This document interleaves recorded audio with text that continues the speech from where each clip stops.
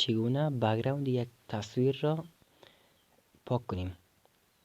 بک‌گراند اریزر این برنامه را اینستال کنید از پلی استور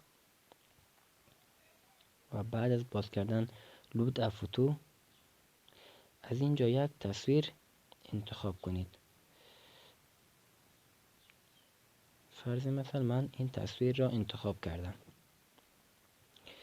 خب بعد سایز تصویر را تعیین میکنید. من کمی طرف بالا کرپ میکنم. بعد از او دن بگویید.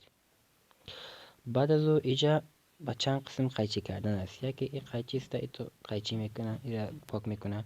بعد از او آتوست وقتی که ایرا چی میکنه خودش به حالت خودکار چی میگه خط کنه، اما کجا جایی که بخوای خط کنه. و بعد از اون ماجیک است. ماجیک کمی خوبتر است به خاطر که همون جایی که تشخیص میکنه انا همون جا را چی میکنه پاک میکنه. میبینی این قسم پاک میکنه. خب از اینجا سایز از این کم میکنین. یگان وقت به کار میره که یگان جای چیشه، مثلا جایی که چیزی را کمی کوتاه کرد خرد کرده این را پاک میکنین. بعد از این منوال است. این بسیار بچی به دل خودتان آیسته آیسته قطع کرده میتونین.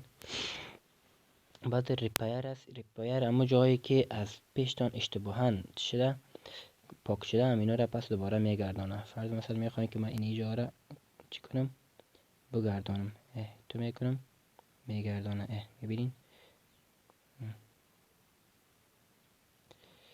بعد از زوم است. اگر بخواین که کلان کنین بعد از او چی کنین، مثلا اینجا میلی اینجا اشتباهاً خط شد ایتا خط میکنین. بعد از او آماده ایره میگیرین ایره آخر بیاین اینجا باز ایره کمی کلان کنین.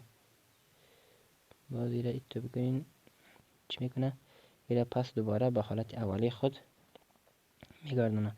به همین سادگی شما میتونین یک تصویر را چی کنین، یعنی بک‌گراندش پاک کنین. باز در تمرین یا هر چیزی که بخواین استفاده کنین. تشکر. نظریات و پیشنهاداتتان را باز در بخش کامنت برای ما بنویسید. باز اینجا چندین چیزی را کمی با درجه 4 و 5 کنین اما جایی که قطع کردین اونا را گم میکنه.